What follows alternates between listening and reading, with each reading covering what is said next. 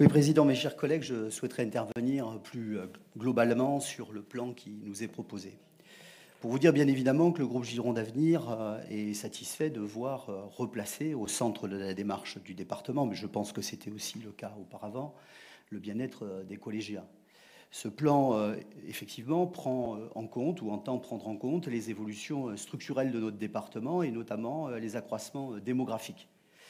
À ce titre, gouverner, c'est prévoir. Et les rappels qui ont été faits par notre collègue Alain Marois concernant la pression démographique du département, qui d'un côté est effectivement le signe d'une attractivité, d'une vitalité importante, dont nous nous réjouissons, ne peut pas ne pas s'accompagner d'un certain nombre d'investissements départementaux qui seront donc réalisés dans le cadre de ce plan collège, visant à accueillir dans de bonnes conditions l'ensemble des collégiens. J'ai noté aussi que ce plan se fixe pour objectif de permettre à chaque nouveau collège l'équipement de salles d'activité sportives, ce qui peut-être mettra un peu plus de clarté dans la répartition des rôles des collectivités, et puis permettra de renouveler avec de nouveaux équipements la pratique sportive des collèges.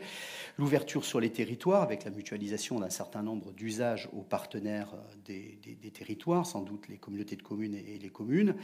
La place confortée du numérique, et puis l'amélioration des conditions de travail. Donc globalement, dans une période, vous l'avez dit, difficile, de repli des dotations sensibles, des dotations, de suppression des contrats aidés qui vont nécessairement alourdir les charges de fonctionnement de l'institution départementale.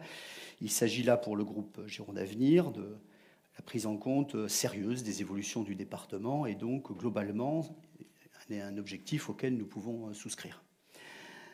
Ceci étant dit, je tenais, Monsieur le Président, à vous dire à quel point nous sommes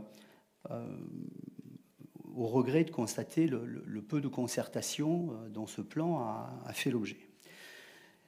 Alors sans doute y a-t-il eu des concertations techniques, je ne remets pas en cause, avec les institutions de l'éducation nationale, avec un certain nombre de partenaires, mais à ce titre, je pense qu'Alain Marois nous donnera sans doute la liste des institutions qui ont été concertées, consultées. Mais en ce qui concerne les élus, je pense que dans les trois phases qu'on dissocie toujours en politique publique, informer, consulter ou concerter, je pense qu'en ce qui nous concerne, nous élus du département, je pense même que cette remarque peut s'adresser à l'ensemble des élus de la majorité départementale, en tout cas tous les élus de cette institution, je considère plutôt que de notre point de vue, nous avons été informés. C'est-à-dire que nous prenons en compte un plan global, qui est un plan important pour l'institution départementale, je l'ai redit. Nous prenons en compte et nous découvrons en séance les cartes qui viennent de nous être présentées. Nous n'avons pas eu d'indication particulière sur les logiques de reversement dans les différents secteurs géographiques. Quid des secteurs actuels? Comment vont-ils évoluer? J'imagine que tout ça est pris en compte par l'institution départementale pour bâtir ce plan collège, pour choisir les implantations. Et donc nous aurions aimé que la concertation dont nous a parlé Alain Marois tout à l'heure s'étende jusqu'aux élus de l'ensemble de l'Assemblée départementale. Je pense qu'il n'aurait pas fallu grand-chose pour que ça se passe ainsi.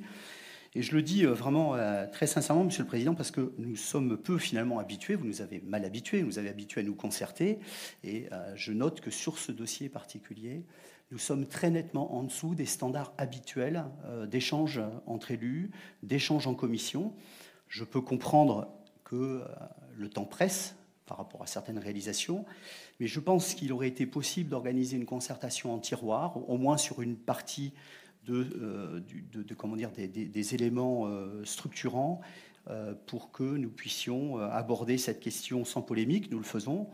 Dans le souci de l'intérêt général, nous le faisons aussi, mais en étant totalement en phase avec vous sur la forme. Et sur ce plan-là, je tenais à vous dire que nous ne sommes pas en phase avec la majorité départementale sur la façon dont les concertations, ou l'absence de concertation plus exactement, a été conduite. Pour le reste, j'ai dit sur le fond ce que nous pensions de ce plan et je n'y reviendrai pas. Mais je tenais à vous le dire en séance. Voilà.